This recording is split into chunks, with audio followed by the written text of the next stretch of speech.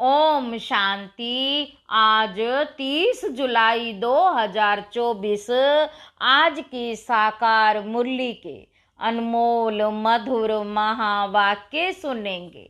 मीठे मीठे बाबा के मीठे बच्चे। दुख हरता सुख करता एक बाप है। दुख हरता सुख करता एक बाप है। वही तुम्हारे सब दुख दूर करते हैं। मनुष्य किसी के दुख दूर कर नहीं सकते। आज की मुरली का प्रश्न है, विश्व में अशांति का कारण क्या है? शांति स्थापन कैसे होगी? उत्तर है, बाबा कहते विश्व में अशांति का कारण है अनेकों अनेक धर्म। अनेकों अनेक धर्म। कलयुग के अंत में जब अनेकता है, कलयुग के अंत में जब अनेकता है तब अशांति है। बाप आकर एक सत धर्म की स्थापना करते हैं, वहाँ शांति हो जाती है। तुम समझ सकते हो कि इन लक्ष्मी नारायण के राज्य में शांति थी। पवित्र धर्म पवित्र कर्म था। कल्याणकारी बाप फिर से वह नई दुनिया बना रहे हैं। उसमें अशांति का नाम नहीं। ओम शांति। रूहानी बाप बैठ रूहानी बच्चों को समझाते हैं। रूहानी बाप को ही ज्ञान का सागर कहा जाता है। यह तो बच्चों को समझाया है। बॉम्बे में भी बहुत सोशल वर्कर्स हैं, उनकी मीटिंग होती रहती है। बॉम्बे में खास जहां मीटिंग करते हैं उसका नाम है भारतीय विद्या भवन। बाबा कहते अब विद्या होती है दो प्रकार की। एक है जिस्मानी विद्या जो स्कूलों कॉलेजों में दी जाती है। अब उसको विद्या भवन कहते हैं। जरूर वहाँ कोई दूसरी चीज है। अब विद्या किसको कहा जाता है ये तो मनुष्य जानते ही नहीं। ये तो रूहानी विद्या भवन होना चाहिए। विद्या ज्ञान को कहा जाता है। परम पिता परमात्मा ही ज्ञान सागर है। श्री कृष्ण को ज्ञान का सागर नहीं कहेंगे। शिव बाबा की महिमा अलग, श्री कृष्ण की महिमा अलग है। भारतवासी मूंज पड़े हैं। गीता का भगवान श्री कृष्ण को समझ बैठे हैं। गीता का भगवान श्री कृष्ण को समझ बैठे हैं तो विद्या भवन आदि खोलते रहते हैं। समझते हैं कुछ भी नहीं, समझते कुछ भी नहीं। गीता का ज्ञान विद्या है। गीता का ज्ञान वह तो ज्ञान तो है ही एक बाप में, जिसको ज्ञान का सागर कहा जाता है, जिसे मनुष्य मात्र जानते नहीं। बाबा कहते भारतवासियों का धर्म शास्त्र तो वास्तव में है ही एक सर्वशास्त्रमय शिरोमणि भागवत गीता। अब भगवान किसको कहा जाए? बाबा कहते वह भी इस समय भारतवासी समझते नहीं। या श्री कृष्ण को कह देते, या राम को, या अपने आप को ही परमात्मा कह देते। अपने को ही परमात्मा कह देते। अब तो समय भी तमो प्रधान है, रावण राज्य है ना। बाबा कहते तुम बच्चे जब किसी को समझाते हो तो बोलो शिव भगवानों पहले तो ये समझें कि ज्ञान सागर एक ही परम पिता परमात्मा है जिसका नाम शिव। शिवरात्रि भी मनाते हैं परंतु किसी को भी समझ में नहीं आता जरूर शिव आया हुआ है, तब तो रात्रि मनाते हैं। शिव कौन है ये भी नहीं जानते। बाप कहते हैं भगवान तो सबका एक ही है, सब आत्माएं भाई भाई हैं। आत्माओं का बाप एक ही परम पिता परमात्मा है। बाबा कहते उसको ही ज्ञान सागर कहेंगे। देवताओं में ये ज्ञान है ही नहीं। कौन सा ज्ञान? बाबा पूछ रहे हैं। रचयिता और रचना के आदि मध्य अंत का ज्ञान कोई मनुष्य मात्र में नहीं है। कहते भी हैं प्राचीन ऋषि मुनि नहीं जानते थे, प्राचीन का अर्थ भी नहीं जानते थे। सतयुग त्रेता हुआ प्राचीन, सतयुग है नई दुनिया, वहां तो ऋषि मुनि थे ही नहीं। ये ऋषि मुनि आदि सब बाद में आए हैं, वह भी इस ज्ञान को नहीं जानते, नेति नेति कह देते हैं। वही जानते नहीं तो भारतवासी जो अभी तमोगुणी हो गए हैं वे कैसे जान सकते हैं। बाबा कहते इस समय साइंस का घमंड भी कितना है। इस साइंस द्वारा समझते हैं भारत स्वर्ग बन गया है, इसको माया का पंप कहा जाता है।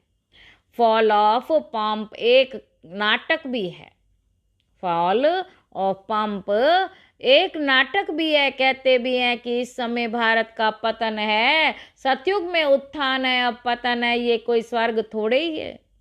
बाबा कहते ये तो माया का पंप है, इसको खत्म होना ही है। मनुष्य समझते हैं विमान है, बड़े बड़े महल, बिजलियां हैं, यही स्वर्ग है। कोई मरता तो है तो भी कहते स्वर्गवासी हुआ।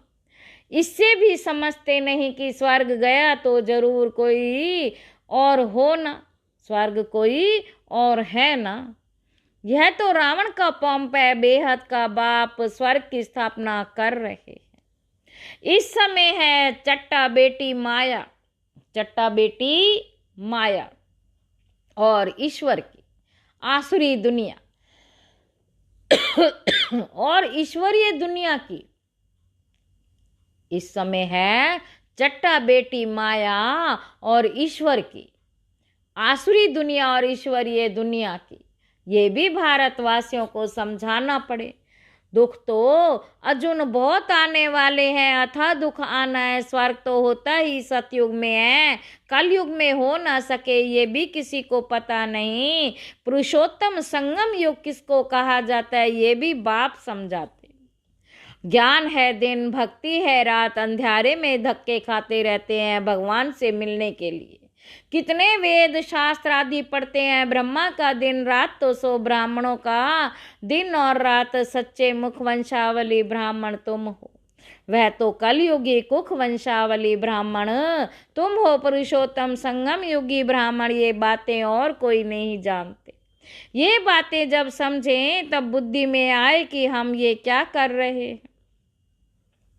भारत सतो प्रधान था, जिसको ही स्वर्ग कहा जाता है। जरूर यह नरक है, तब तो नरक से स्वर्ग में जाते हैं। वहाँ शांति भी है, सुख भी है, लक्ष्मी नारायण का राज्य है ना। तुम समझा सकते हो मनुष्यों की वृद्धि कैसे कम हो सकती है। बाबा कहते अशांति कैसे कम हो सकती है, अशांति है ही पुरानी दुनिया, कलयुग। अशांति है ही पुरानी दुनिया, कलयुग। नई दुनिया में ही शांति होती है, स्वर्ग में शांति है ना। उनको ही आदि सनातन देवी देवता धर्म कहा जाता है। हिंदू धर्म तो अभी का है, इनको आदि सनातन धर्म नहीं कह सकते। यह तो हिंदुस्तान के नाम पर हिंदू कह देते, आदि सनातन देवी देवता धर्म था। बाबा कहते वहाँ कंप्लीट पवित्रता, सुख, शांति, हेल्थ, वेल्थ आदि सब था। अभी पुकारते हैं हम पतित हैं, है पतित पावन आओ। अब प्रश्न है पतित पावन कौन? श्री कृष्ण को तो नहीं कहेंगे। बाबा कहते पतित पावन परम पिता परमात्मा ही ज्ञान का सागर है, वही आकर पढ़ाते। ज्ञान को पढ़ाई कहा जाता है, सारा मादार है गीता पर। अभी तुम प्रदर्शनी, म्यूजियम आदि बनाते हो, लेकिन अभी तक बीके का अर्थ नहीं समझते।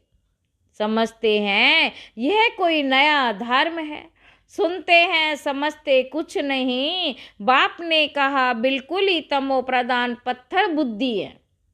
इस समय साइंस घमंडी भी बहुत बन गए हैं, साइंस से ही अपना विनाश कर लेते हैं तो पत्थर बुद्धि कहेंगे ना, पारस बुद्धि थोड़े ही कहेंगे। बॉम्ब्स आदि बनाते हैं अपने विनाश के लिए। ऐसे नहीं शंकर कोई विनाश करता है, नहीं। बाबा कहते इन्होंने अपने विनाश के लिए सब बनाया है, परंतु तमो प्रधान पत्थर बुद्धि समझते नहीं, जो कुछ बनाते हैं इस पुरानी सृष्टि के विनाश के लिए, इस पुरानी सृष्टि के विनाश के लिए बनाते हैं। विनाश हो तब हो नई दुनिया की जय जयकार हो, विनाश हो तब फिर नई दुनिया की जय जयकार हो। वह तो समझते हैं स्त्रियों का दुख कैसे दूर करे, परंतु मनुष्य थोड़े ही किसी का दुख दूर कर सकते। दुख हरता सुख करता बाप ही है, एक ही बाप है। देवताओं को भी नहीं कहेंगे, श्री कृष्ण भी देवता हो गया, भगवान नहीं कह सकते, ये भी समझते नहीं। जो समझते हैं वे ब्राह्मण बन औरों को भी समझाते रहते हैं। जो राज्य पद के अथवा आदि सनातन देवता धर्म के हैं वे निकल आते हैं लक्ष्मी नारायण स्वर्ग के मालिक। कैसे बने, क्या कर्म किया जो मन विश्व के मालिक बने। इस समय कलयुग अंत में तो अनेकों अनेक धर्म है, तो अशांति है। नई दुनिया में ऐसे थोड़े ही होता है। अभी ये संगम युग, जबकि बाप आकर राजयोग सिखलाते, बाप ही कर्म अकर्म विकर्म की नॉलेज देते, बाप ही कर्म अकर्म विकर्म की नॉलेज सुनाते हैं। आत्मा शरीर लेकर कर्म करने आती है। सतयुग में जो कर्म करते वह अकर्म हो जाते, वहाँ विकर्म होता नहीं, दुख हरता होता ही नहीं, दुख सतयुग में होता ही नहीं। कर्म अकर्म विकर्म की गति बाप ही आकर अंत में सुनाते हैं, बाप ही आकर अंत में सुनाते हैं। मैं इनके बहुत जन्मों के अंत के भी अंत में आता हूँ, इस रथ में प्रवेश करता हूँ। अकाल मूर्त आत्मा का ये रथ है, सिर्फ एक अमृत सर में नहीं, सभी मनुष्यों का अकाल तख्त है। बाबा कहते आत्मा का ये रथ है, सिर्फ एक अमृतसर में नहीं, सभी मनुष्यों का अकाल तख्त है। आत्मा अकाल मूर्त है, ये शरीर बोलता चलता है। अकाल आत्मा का ये चैतन्य तख्त है। अकाल मूर्त तो सभी हैं, बाकी शरीर को काल खा जाता। आत्मा तो अकाल है, तख्त तो खलास कर देते हैं सतयुग में।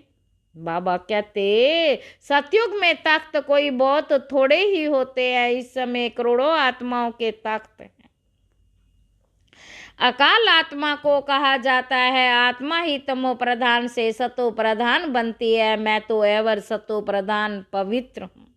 भल कहते हैं प्राचीन भारत का योग, परंतु वह भी समझते हैं श्री कृष्ण ने सिखाया था। गीता को ही खंडन कर दिया। जीवन कहानी में नाम बदल दिया है।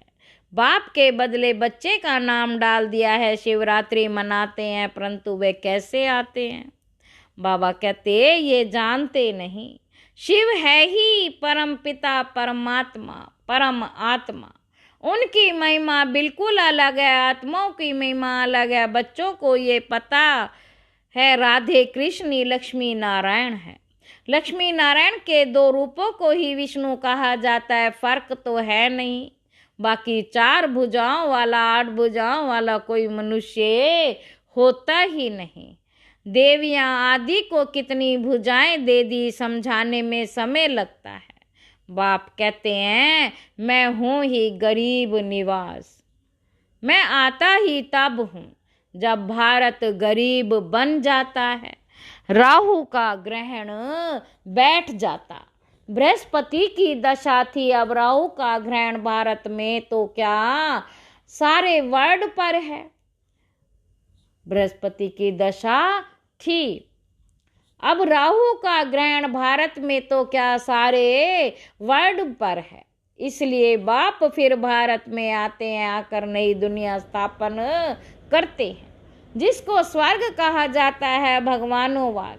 मैं तुमको राजाओं का राजा डबल सिर ताज स्वर्ग का मालिक बनाता हूँ। 5000 वर्ष हुआ जबकि आदि सनातन देवी देवता धर्म था, अभी वह है नहीं, तमो प्रधान हो गए। बाप खुद ही अपना अर्थार्थ रचयिता और रचना का परिचय देते हैं। तुम्हारे पास प्रदर्शनी म्यूजियम में इतने आते हैं, समझते थोड़े ही हैं। कोई विरले समझकर कोर्स करते हैं। रचयिता और रचना को जानते हैं। रचता है बेहद का बाप, उनसे बेहद का वर्षा मिलता है, ये नॉलेज बाप ही देते। फिर राजाई मिल जाती है तो वहाँ नॉलेज की दरकार ही नहीं। बाबा कहते सदगति कहा जाता है नई दुनिया स्वर्ग को, दुर्गति कहा जाता है पुरानी दुनिया नर्क को। बाप समझाते तो बहुत अच्छी तरह से हैं, बच्चों को भी ऐसे समझाना है, लक्ष्मी नारायण का चित्र दिखाना है। यह विश्व में शांति स्थापन हो रही है। आदि सनातन देवी देवता धर्म का फाउंडेशन है नहीं, जो बाप स्थापन कर रहे हैं। देवताओं का पवित्र धर्म, पवित्र कर्म था। बाबा कहते देवताओं का पवित्र धर्म, पवित्र कर्म था। अभी यह विशेष वर्ड नई दुनिया को कहा जाता है वॉइसलेस वर्ड, शिवालय। अब समझाना पड़े तो विचारों का कुछ भी कल्याण हो। बाप को ही कल्याणकारी कहा जाता है। वे आते ही हैं पुरुषोत्तम संगम युग पर। बाबा कहते कल्याणकारी युग में कल्याणकारी बाप आकर सबका कल्याण करते हैं। पुरानी दुनिया को बदल नई दुनिया स्थापन कर देते हैं। बाबा कहते ज्ञान से सदगति होती है। इस पर रोज टाइम लेकर समझा सकते हो। बोलो रचता और रचना के आदि मध्य अंत को हम ही जानते हैं। ये गीता का एपिसोड चल रहा है जिसमें भगवान ने आकर राजयोग सिखाया, डबल सिर ताज बनाया। यह लक्ष्मी नारायण भी राजयोग से यह बने हैं। इस पुरुषोत्तम संगम युग पर बाप से राजयोग सीखते हैं। बाबा हर बात कितना सहज समझाते हैं। अच्छा, मीठे मीठे सिक्के लदे बच्चों प्रति माता पिता बाप दादा का याद प्यार और गुड मॉर्निंग। रूहानी बाप की रूहानी बच्चों को नमस्ते। हम रूहानी बच्चों की रूहानी बाप दादा को याद प्यार और नमस्ते बाबा नमस्ते। शुक्रिया बाबा शुक्रिया। धारणा के लिए मुख्य सार पहला पॉइंट है राजयोग की पढ़ाई सोर्स ऑफ इनकम है, क्योंकि इससे ही हम राजाओं का राजा बनते। ये रूहानी पढ़ाई रोज पढ़नी और पढ़ानी है। दूसरा पॉइंट है सदा नशा रहे कि हम ब्राह्मण बच्चे मुखवंशावली, हम कलयुगी रात से निकल दिन में आए हैं। ये है कल्याणकारी पुरुषोत्तम युग। इसमें अपना और सर्व का कल्याण करना है। वरदान है हर श्रेष्ठ संकल्प को कर्म में लाने वाले मास्टर सर्वशक्तिमान भव। मास्टर सर्वशक्तिमान माना संकल्प और कर्म समान हो। अगर संकल्प बहुत श्रेष्ठ हो और कर्म समान हो, कर्म संकल्प प्रमाण ना हो, तो मास्टर सर्वशक्तिमान नहीं कहेंगे। अगर संकल्प बहुत श्रेष्ठ है और कर्म संकल्प प्रमाण ना हो, तो मास्टर सर्वशक्तिमान नहीं कहेंगे। वो कर्म तक आते हैं या नहीं, मास्टर सर्वशक्तिमान की निशानी है। जो शक्ति जिस समय आवश्यक हो वो शक्ति कार्य में आए। स्थूल और सूक्ष्म सब शक्तियाँ इतना कंट्रोल में हो जो जिस समय जिस शक्ति की आवश्यकता हो उसे काम में लगा सके। स्लोगन है ज्ञानी तू आत्मा, बच्चों में क्रोध है तो इससे बाप के नाम की ग्लानि होती है। अच्छा, ओम शांति।